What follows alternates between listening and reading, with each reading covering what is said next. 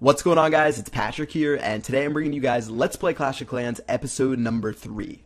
Looking at what we want to upgrade, we have the full 4,000 gold, which means we can upgrade our Town Hall to Town Hall 3. Like I said in the last video, really important that we upgrade our Town Hall because it gives us a bunch of new buildings, including that mortar, which you saw shredded my barbarians in the last episode, and also the laboratory, which lets us upgrade our troops. Again, you don't want to upgrade your Town Hall too fast. You want to make sure you're upgrading the rest of your stuff before you move up, but it's about that time, and it's only going to be about a 3-hour upgrade.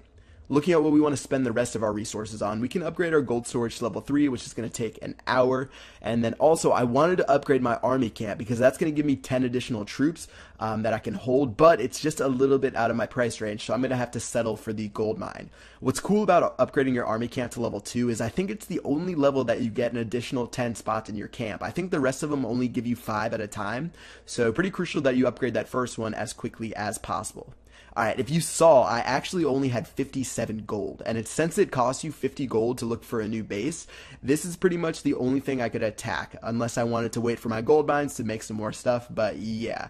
Decided to attack this guy, 1,300 gold, about 1,300 elixir, and for what I'm doing, we talked a little bit about farming in the last episode, which means you're just attacking for resources, you're not attacking for trophies, and that's sort of what we're going to be doing here. He does have that archer tower shooting away at my barbarian, he also does have those 2 cannons on the bottom, but I'm just going to be attacking his gold mines and his elixir pumps.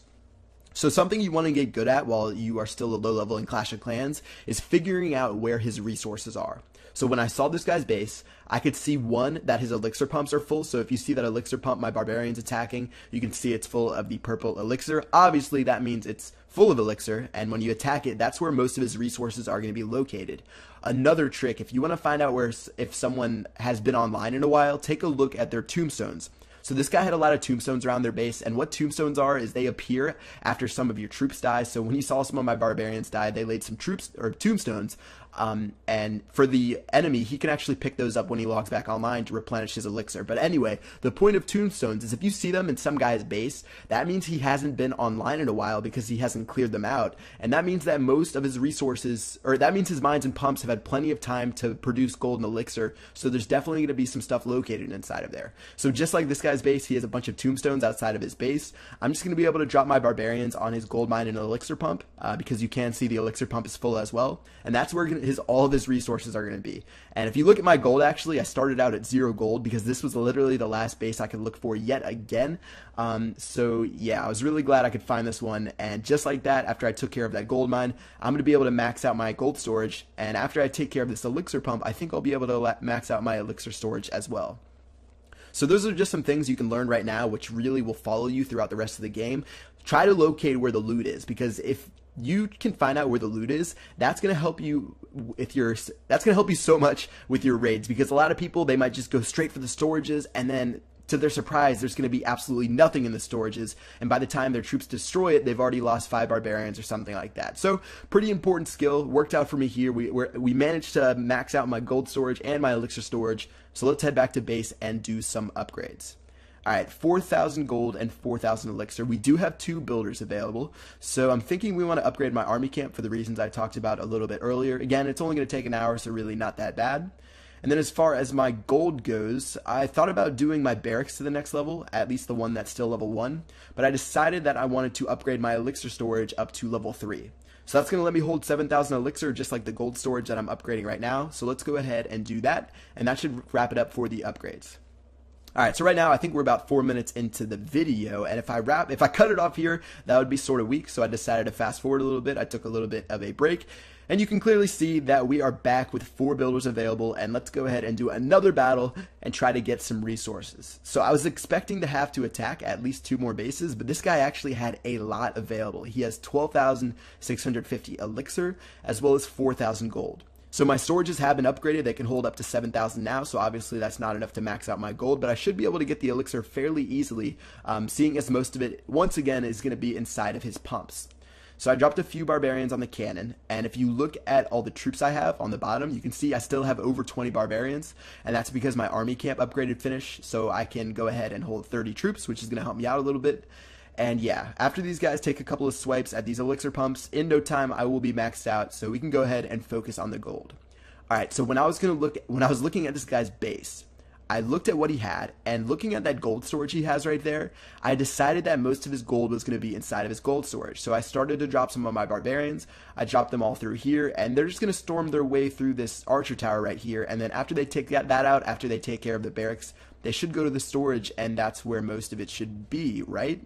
So let's watch them do their thing, taking care of a couple of the barracks, taking care of the builder hut.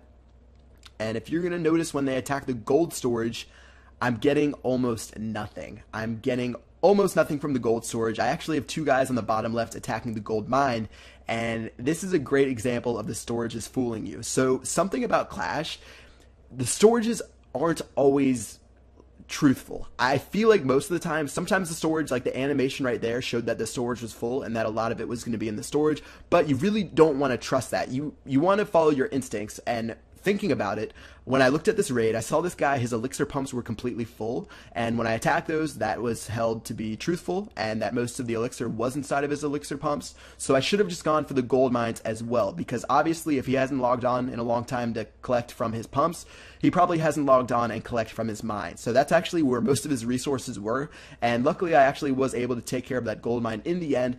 So really nothing too bad happened from that, but I'm definitely going to put that in the memory bank for next time. So in general, if stuff's going to be inside of his pumps, it's also going to be inside of his mine. So I guess that's a little lesson we can learn from that raid. All right, in the end, we weren't able to take care of the town hall since we ran out of time. Still, we sold 3,500 gold and also stole 11,000 elixir. So let's go ahead and head back to base and finish up those upgrades, because I think we have more than enough to get that done.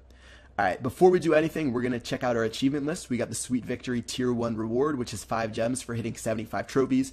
And something unique for you guys who aren't going to buy your builder's huts with like iTunes gift cards or cash. For the Sweet Victory achievement, I think Tier 3, once you hit 1,250 trophies, it gives you 450 gems, which is almost enough by itself for you to get that third builder hut, which only costs 500 gems. So that's just something to tuck away in your mind once you get up to like Town Hall 5 or something like that, Town Hall 6, I forget which is like the Town Hall when you start getting that high-end trophies, but you should be able to get that achievement, and that's going to let you get your third builder's hut. So just keep that in mind. It's pretty important, and it'll definitely help out later. All right, starting out some of these upgrades, I'm going to do my gold mine and both of my elixir pumps, as well as upgrade that barracks, and I think that will do it for this video. So yeah, pretty successful. We had some good raids today. That last one had a lot of elixir inside of it, which was great. In the next one, I'm going to be up to Town Hall 3, and we can check out some of those new buildings and see what type of damage we can do. All right, guys, that's going to do it for this video. Hope you guys enjoyed it, and I will see you guys later. Peace out.